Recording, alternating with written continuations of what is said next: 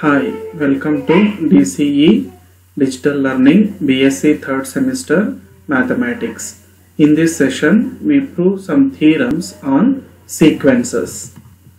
First theorem, show that every convergent sequence has a unique limit. So here we prove that a convergent sequence which is having unique limit. So to prove this, let us consider a sequence AN and assume that the sequence AN is convergent. So if possible, let us assume that the sequence AN has two limits, that is limit of AN as n tends to infinity is equal to L1 and limit of AN as n tends to infinity is equal to L2, where L1 is not equal to L2. So here we assumed that if possible, the sequence AN has two limits, that is L1 and L2. Since L1 is not equal to L2, always the modulus of L1 minus L2 is some positive real number. Assume that the positive real number is denoted by epsilon. So that is modulus of L1 minus L2. It is always a positive number, particularly real number, which means greater than 0. So the term epsilon is also greater than 0. Now let us consider limit of AN as n tends to infinity is equal to L1.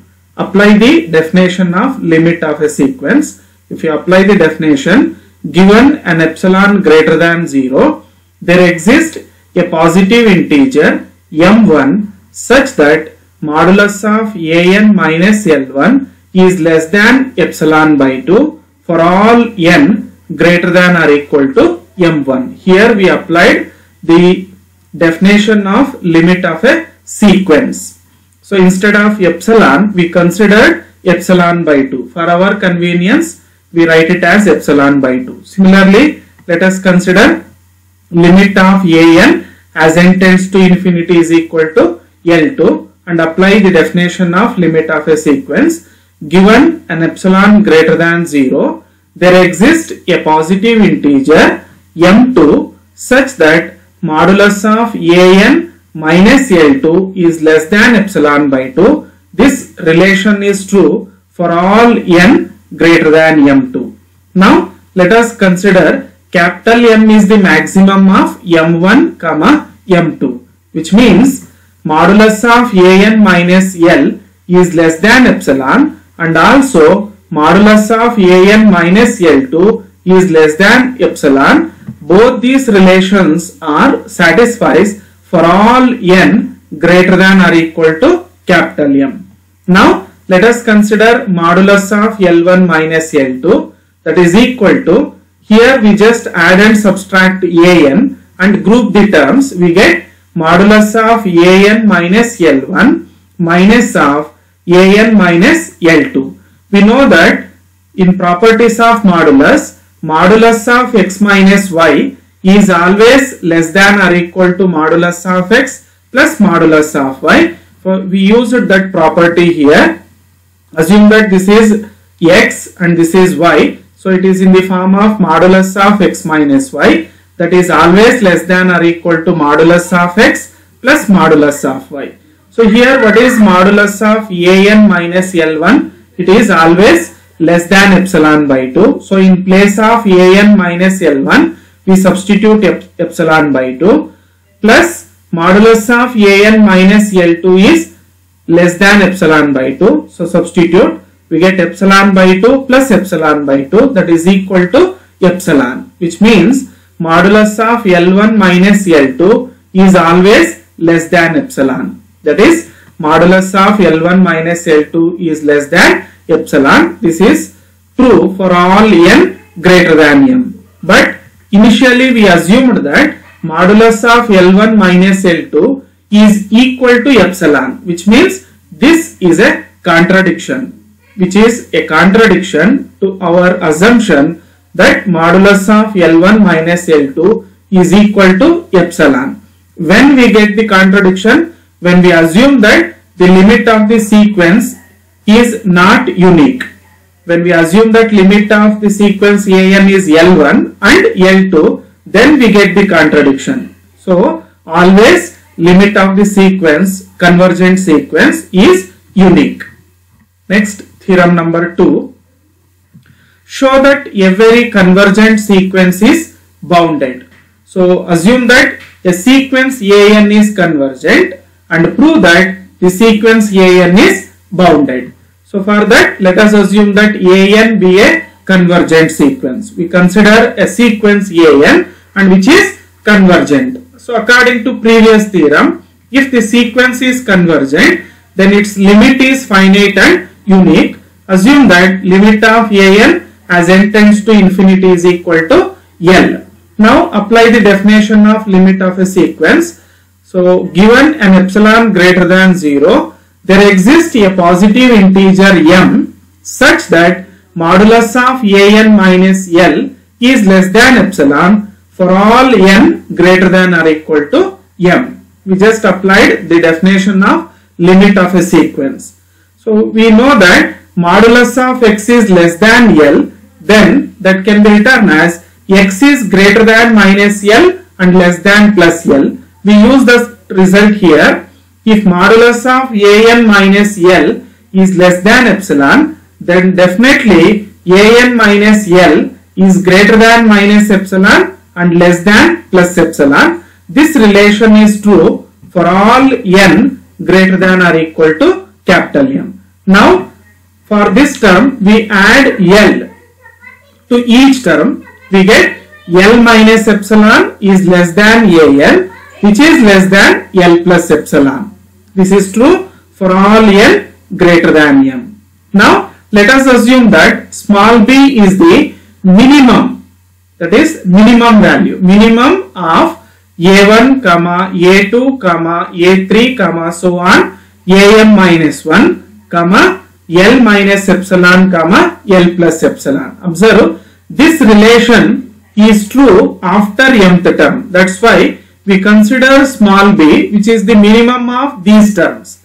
And similarly, we consider capital B, that is the maximum of a1, a2, a3, so on, am minus 1, L plus epsilon, L minus epsilon. That is, small b is the minimum among these terms and capital B is the maximum among these terms.